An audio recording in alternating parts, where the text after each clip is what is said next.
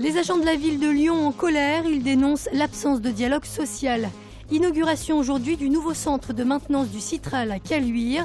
Et puis rencontre avec Chakib Aboubi, un Lyonnais qui vient d'inventer le premier piano pliable. Il n'y a plus de dialogue social à la ville de Lyon. De nombreux services sont en difficulté et le maire ne nous écoute pas. La colère des agents de la ville de Lyon. Cet après-midi, en marge du conseil municipal, une vingtaine de représentants des personnels de la municipalité ont manifesté aux abords de l'hôtel de ville. Ils dénoncent notamment une absence de dialogue social dans un contexte de conditions de travail dégradées. On a déjà un maire qui n'est pas très présent sur sa ville. Forcément, quand on demande à le rencontrer, il ne nous reçoit pas. Alors que c'est lui quand même qui est responsable de sa ville. Et il nous envoie des administratifs qui ont le doigt sur la couture et qui répondent non à toutes nos demandes. C'est de la surcharge, c'est du sous-effectif, tous les services de la ville. Le maire est en train de supprimer des postes à outrance et donc du coup, si nous voulons un service public digne de ce nom, il faut quand même des postes qui soient à la hauteur des besoins du public. Adieu à Adrien Prota, ce jeune pilote de moto originaire de Bron décédé hier après-midi lors d'une course du championnat de France Superbike au Mans. Fils de Frédéric Prota, vainqueur des 24 heures du Mans Moto en 2006, il a lourdement chuté sur le circuit Bugatti avant d'être transporté au centre médical où il est décédé des suites de ses blessures. Adrien Prota était âgé de 27 ans. Alors l'extension, ça double à peu près la capacité du dépôt de Caluire, qui est actuellement qui est saturé.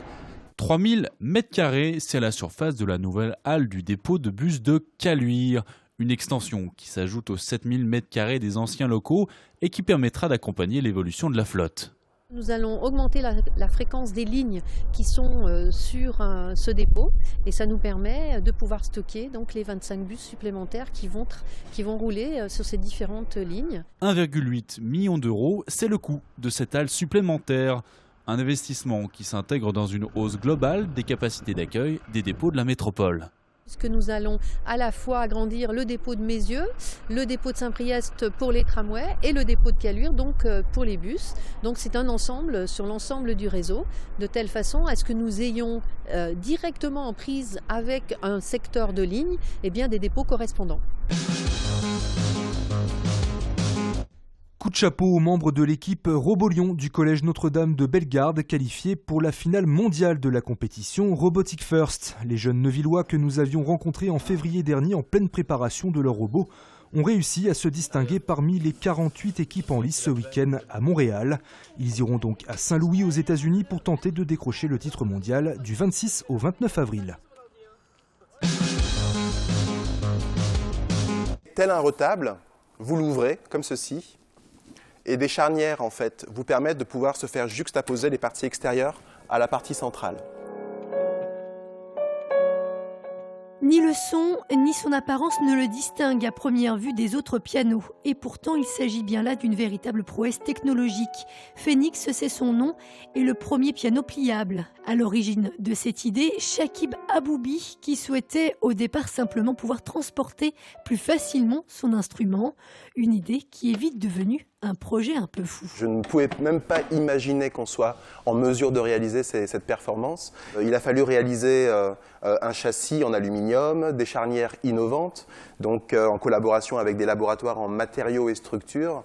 Et c'est avec 67 ingénieurs et 18 industriels français que nous avons réussi. Une réussite également au niveau sonore, puisque ce piano numérique est sans doute celui qui se rapproche le plus du piano acoustique. Nous avons en fait réussi à multiplier par 10 ce degré de vélocité, de telle sorte à ce qu'on aille vraiment aller chercher un son. Les concertistes, une quinzaine de concertistes m'ont accompagné pour travailler sur l'enfoncement de la touche, le retour de la mécanique. Entièrement fabriqué en France, ce piano pliable est désormais commercialisé un peu partout en France. Petit bémol, son prix, 5 900 €.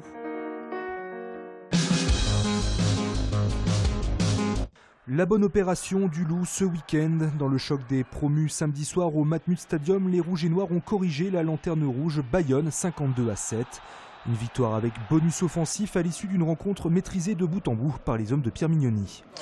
Ouais, c'est vrai que comptablement, c'est un très bon coup pour nous. Voilà, après, je pense que c'est arrivé parce qu'on l'a très bien préparé, on n'a pas galvaudé du tout. On savait que ça allait être un match où ils allaient vouloir venir faire quelque chose chez nous. Et voilà, je pense qu'on l'a attaqué de la meilleure des manières et puis on a réussi à être constant pendant 80 minutes et c'est très bien pour nous. 5 points qui font du bien dans la lutte pour le maintien. La victoire de samedi soir permet en effet aux Lyonnais de conforter leur 11e place et surtout de pouvoir envisager mieux. Mais à 4 matchs de la fin de la saison, tout reste à faire. Rien n'est fait encore, parce que je crois que d'autres ont gagné, tant mieux. Nous on continue notre chemin, ça c'était ce bloc avec 3 réceptions et un déplacement à Toulouse. Je crois qu'on a fait notre boulot, mais tu t'aperçois que personne lâche, hein, que ce soit dans les 6 premiers ou pour le maintien. Ça confirme ce championnat qui est compliqué. Compliqué, la suite du calendrier l'est aussi avec un déplacement à Castres la semaine prochaine, avant la réception du leader La Rochelle le 15 avril.